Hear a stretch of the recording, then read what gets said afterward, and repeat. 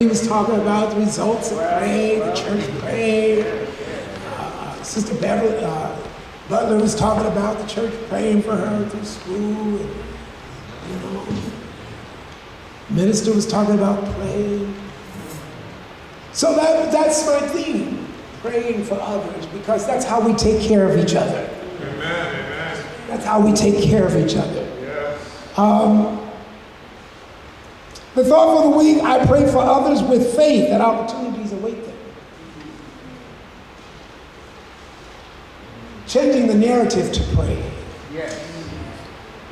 I pray with faith that, and you can put the person's name in there. Yes.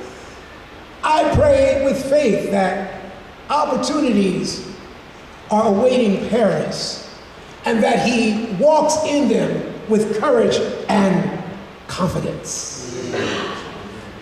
That's better than, oh Lord, please, would you please save my child? I've been praying and waiting and praying and waiting and praying and waiting. That's so anti-Bible. That's so anti-scriptural. That's so anti-faith. Jesus said, when you pray, don't pray as the publicans pray, with repetitions of begging and repeatedness, but pray. We're supposed to be praying in the affirmative. That's right. We're supposed to pray in the affirmative. When you pray, believe that you receive it. When you pray, while you are already praying. And so that changes that which I pray into an affirmative prayer. So I pray with faith that my son has opportunities awaiting him and that he steps in those opportunities with courage and with confidence. Yes. That does something different to you as the prayer.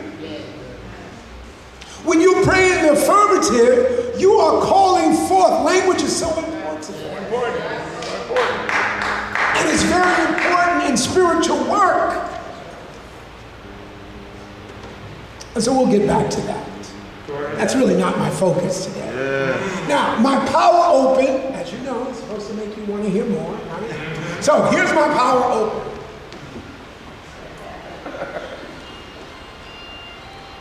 Unity Fellowship Church, New York City. There are too many cliques in the church.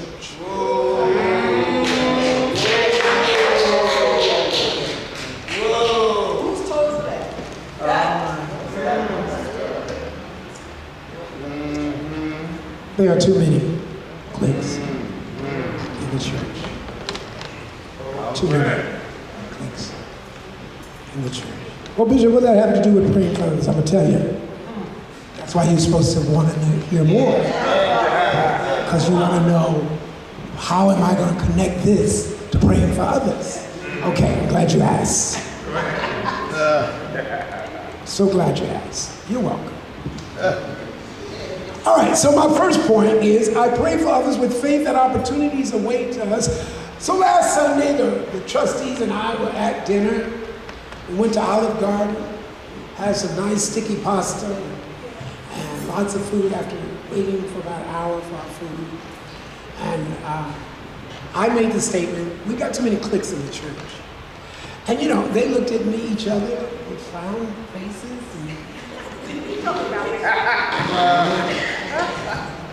Looked at me, looked at each other. Bishop, we don't see no cliques. I said, you know what? Okay. And I broke the situation down to them. Now, I'm going to tell you today, here's what I'm going to tell you. So I was wondering, like, we have people come to the church and they don't stay. Like, we have visitors. We've had like 40 visitors this year at least. And they don't stay. And I said, well, I need to figure out why they're not staying. So now the folks that come, I'm pulling them close to me. And I'm building a relationship with them because I didn't get a chance to evaluate what they think, what they're experiencing, what they're doing. That's what a good pastor does, right? So I did. And so I usually will ask the question, well, how do you like the church? I said, well, I like the church. Well, how do you like the people? And that's where the conversation gets interesting. You know, a lot of people think folks leave the church because of the pastor. It ain't necessarily so. It ain't necessarily so. Sometimes it's the way that the peers treat the visitors. You can turn that off if you want to, because I'm talking to the folks right here. You leave it on, I don't care, but I'm talking family now. And sometimes the way they see the people, they can hear a message from the pulpit, but if they don't see it exemplified in the people,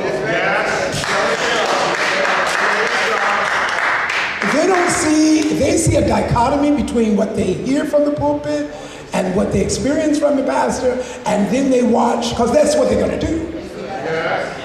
That's how they're going to measure whether or not that's a place they should stay. I would measure that. You would measure that, wouldn't you? All right, I hear what the pastor is saying. Now I'm going to see how really. See if they're really practicing what's being taught. Because if they're not practicing what's being taught, then either there's a problem with the teacher or a problem with the student. Somewhere there's a disconnect. And I have to say, without going in detail, I will not repeat it, but I'm not pleased at what I'm hearing. I'm not pleased at what I'm not pleased at what I'm hearing. You say, well, I don't see, like the trustees said, bless their heart, you know, I love them to death. But this is, Bishop, we don't see no click. Let me tell you something about clicks. And I wrote out just a few scenarios. If you have not picked up the phone and reached out to someone here in your fellowship that you don't normally speak with, you're a member of a clique.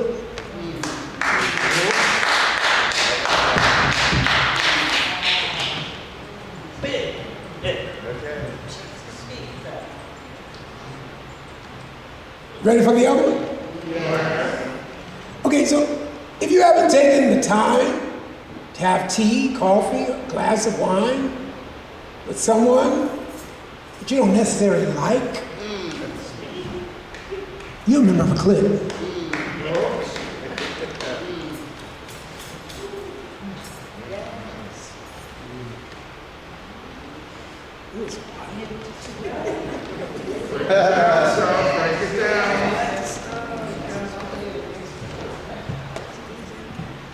Okay, you ready for the next one? Yes. All right. If you don't listen attentively to people talking in the love circle, to hear for opportunities to pray and exercise your faith for them and with them, then you're a member of a clique.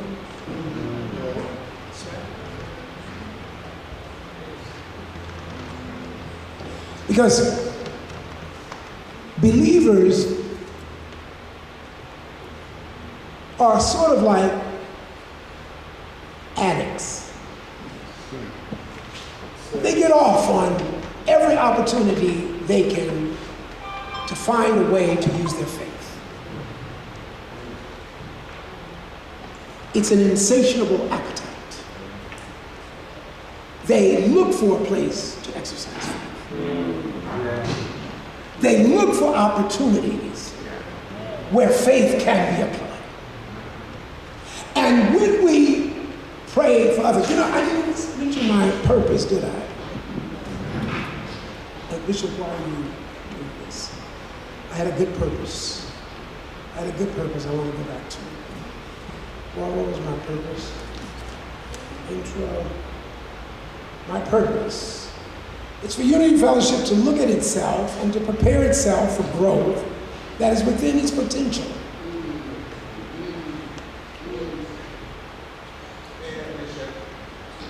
I want Unity Fellowship to look at itself and prepare itself for growth that is within its potential. That means it's in its DNA. It has the potential to stay powerful. Every church organization has its life cycle. And so you're not up on the mountain always. But when you are not on the mountain, then you have an opportunity to treat the roots. And when you treat the roots and nurture the roots, then guess what happens? It flourishes. Bam, bam! She's powerful again. And there are many journeys in that life cycle of a church. You're not going to live 25 years and not have a law. That's the nature. That's the nature of that's the nature of the human organism, culture. And so when we nurture the roots, and the small is indicative of the Lord. And so whatever goes on in the small, if we permit it, it will go over in the large. So we must nurture, we must take advantage of the smallness of who we are. Yes. Amen. We're broadcasting to the world. We don't know where that's going, and we don't know what that's doing. But we know there are people on the other side of that, and we have to be mindful of that always. Yes. But we must do what we must do to strengthen. Amen? Amen. So that's purpose. That's purpose. So when we understand that one of our deepest responsibility as believers is to pray for each other, that is important. Yes. And you can't practice praying for others cliquish. Amen. There's the connection. If you get caught up in your clique, and you get caught up in yourself and your little friends and your little people that you are comfortable with, even in your church, you make no effort to see how people are doing. You make no effort to stand in the circle and hear others. We only see you when you're time to talk. Other than that, your body language is signaling, I am not listening. Then that's a clique unto yourself. You have put an exclusive circle around yourself. You don't have to be a clique to have clique nature. No more than you have to be in war to have warlike nature.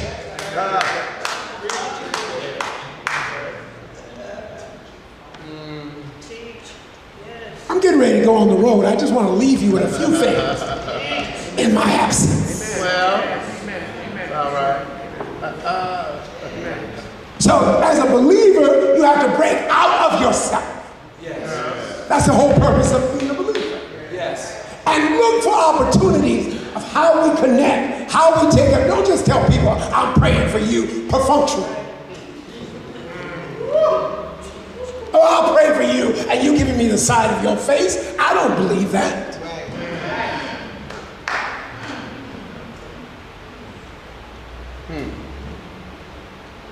Shall I go back through the list again? If you have not picked up the phone to reach out to somebody that you heard wailing in the circle,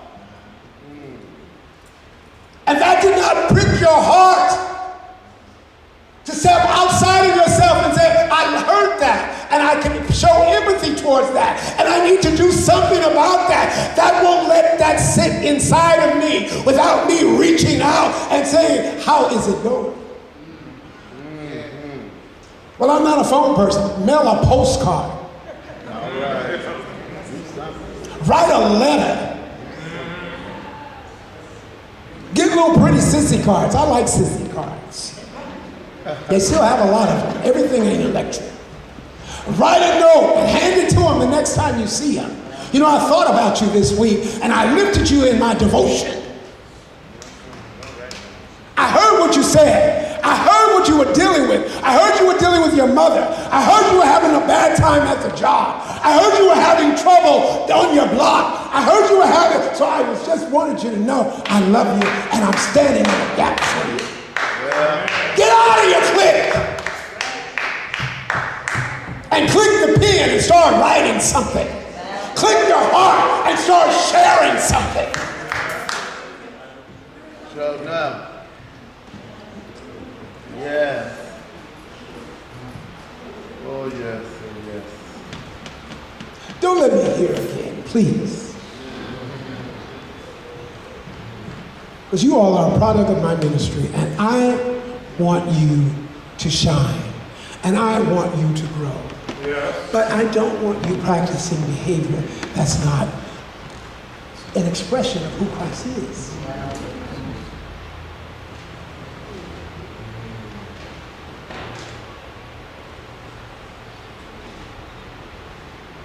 If you don't open your arms to the people who come in the door and make yourself available, not to get in their bed, not to get in their bed. You can't just hug the cute folk. You can't just put your face in front of the dark and lovely.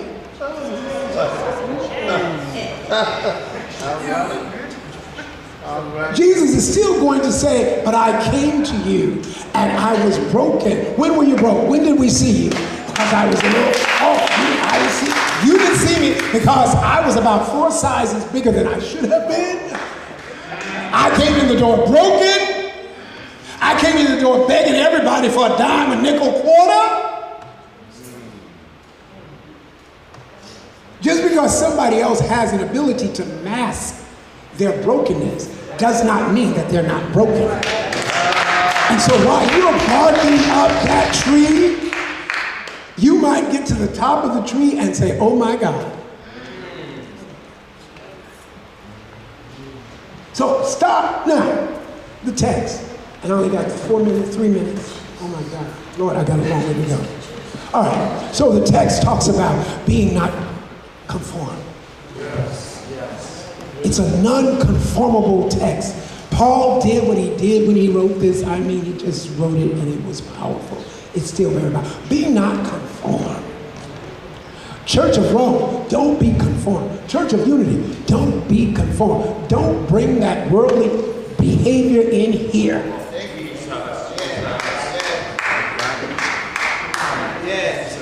Be not conformed to this world, but be transformed by the renewing of your mind. What does that mean? Change your attitude. Change your attitude towards people. Change your attitude towards how you treat each other. Change your attitude. If the world does it, don't you do it. Change your attitude about who you befriend, how you befriend them. Yes. Tell it so.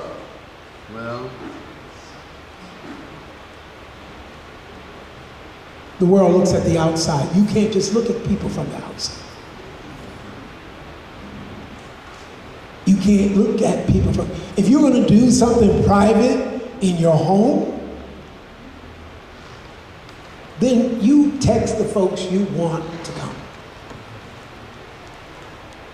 However, if by chance you forget to do that, and somebody here hears that you're doing that, don't uninvite them.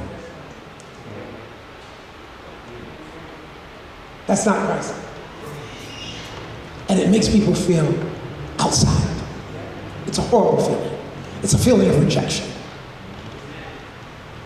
You do whatever you want to do private in your space. That's why you have your house. That's why you pay your rent. But you don't bring that into the house of prayer.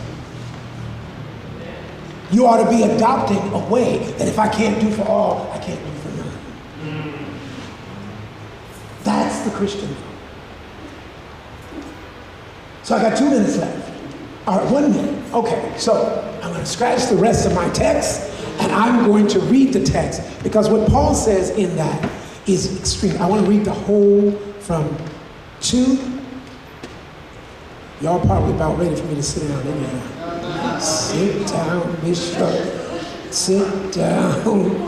Girl, we are tired and we're standing on our feet. Fidget, honey. Go ahead. You have just walked up in my business. And I'm ready for you to sit down. All right, so I'm reading from the Amplified. Remember, my purpose is for the teacher. And it's not always easy.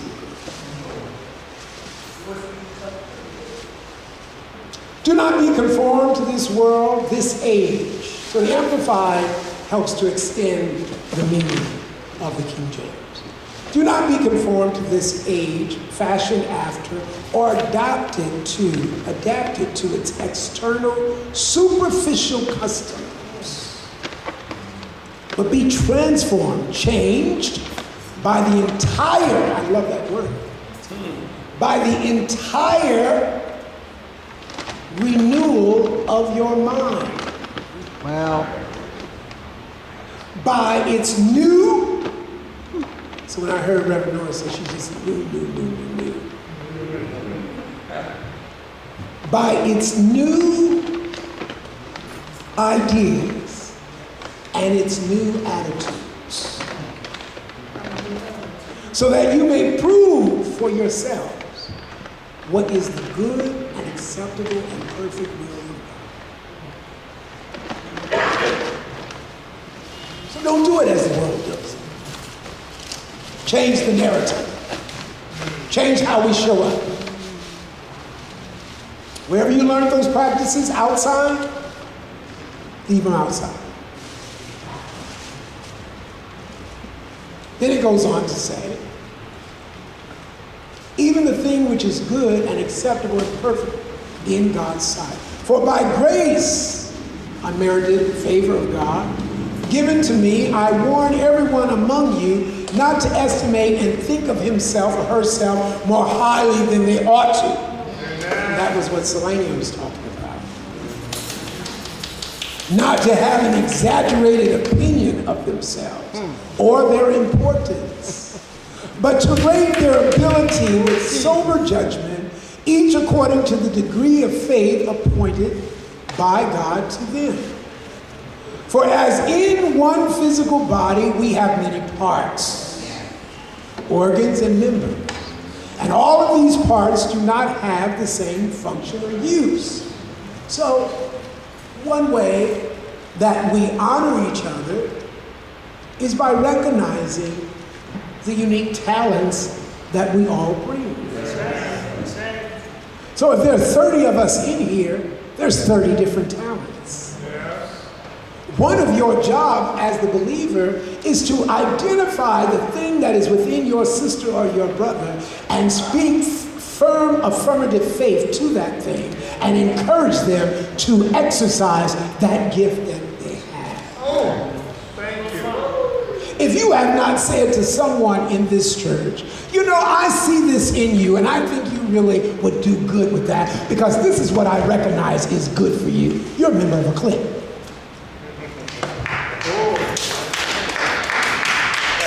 I'm back to that.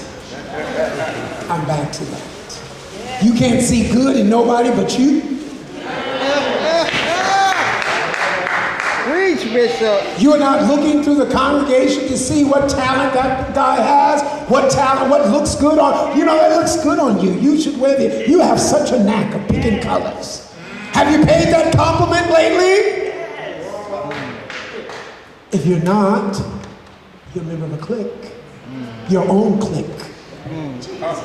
You're clicking inside your head. But if you transform your mind and change your attitude, it will extend and expand how you show up. I didn't mean to go back there, and I know I'm over my time.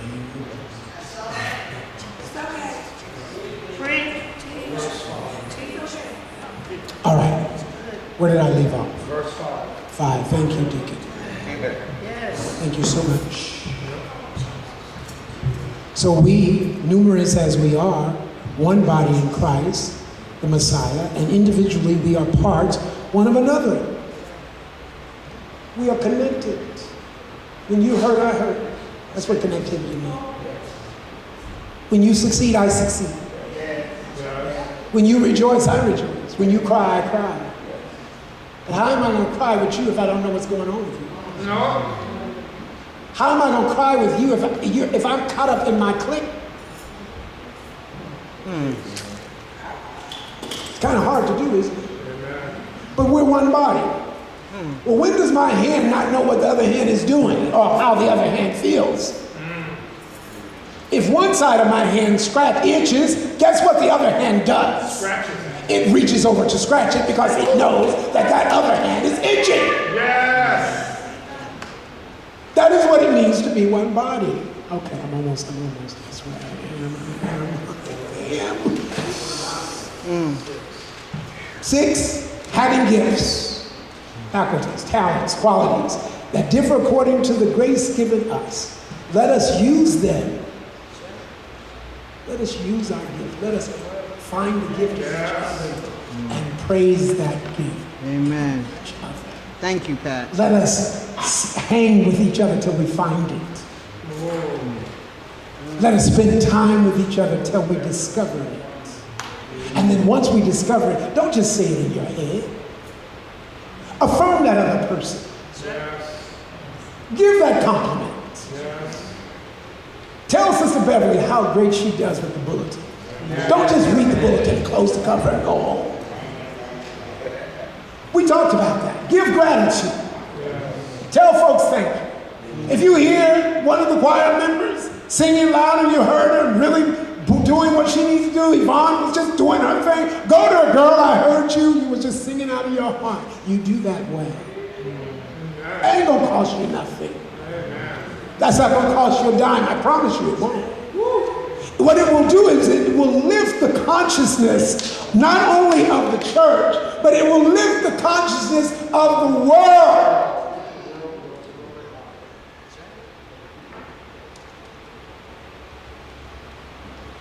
It will send a vibration.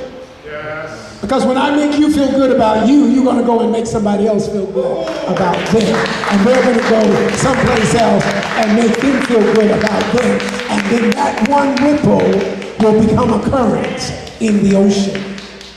So when you lift the consciousness of one another, you are lifting the consciousness of the entire world. What number am I on? 7? 7. He or she whose gift is practical service, let him give himself to serve it. He or she who teaches, let them teach. He or she who exhorts, encourages to his or her exhortation. He who contributes, let him or her do in its simplicity and Take your time. liberty. He or she who gives aid and superintends with zeal and singleness of mind. He or she who does acts of mercy with genuine cheerfulness and joyful eagerness. Let your love be sincere. That's what I meant when I say don't just tell people you're going to pray for them and you never follow up. You never step in and say, I told you I was going to pray for you. What's the progress? How are you doing with that burden? Yes. We talked a little bit Sunday about it. You were on my mind. I thought I'd pick up the phone and call you to see how you were doing. If you do that unity, you will be surprised at the vibration within this church and how it will change.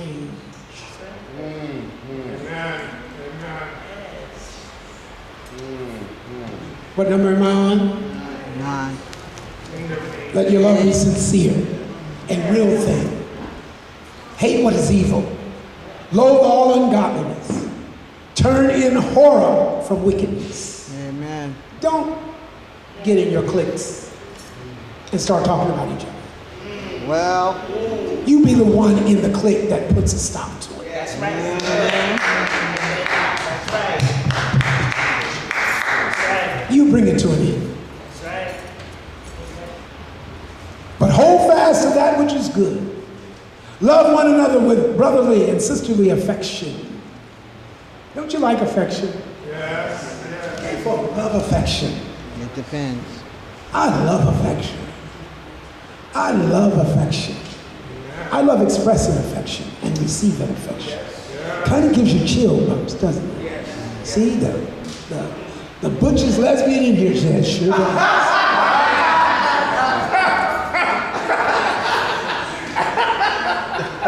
Now, if the butcher's lesbian can say affection feels good, All right. I don't know where else it needs to come from. She's just shaking her head. Yeah, I like affection too. And affection doesn't only have to come from your lover. Some folks may never get a lover, so they never get affection. Yeah, you're right. You're right. Yeah. Where am I? 10.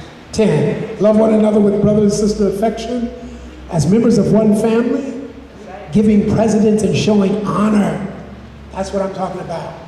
Finding the gifts in each other, giving honor to one another. No, you do that well. That looks good on you. I've watched you for a long time. I'm inspired. Incorporate those words in your vocabulary. I'm inspired by you. You impress me with the way you do your eyebrows, your makeup. I love that jewelry on you. You always show up with such nice jewelry. How much will that cost you?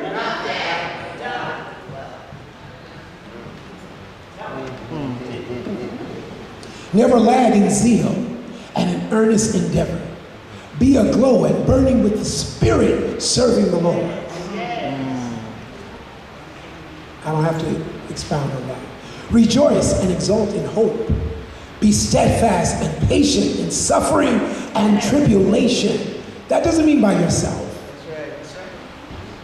Doesn't mean by yourself. How long did Reverend Deborah say she'd been praying for Deacon Edith? That's patience in long suffering. That's tribulation. When you walk together through a tribulation, there's a bond that happens on the other side of that victory. Well, I ain't telling my business. You ain't got no more business than the next person. Okay, and if you're a member of this church, everybody knows your business. And if you're human, you're going to have some stuff. And if you don't have stuff, the folks around you going to have stuff. Wow. You got addicts you know that won't get off drugs just like I do. You got folks trying to self-fix themselves just like I do, and especially if they're gay. Talk about it. Because there's no way you're going to live in a world that's telling you you don't belong without it driving you to something.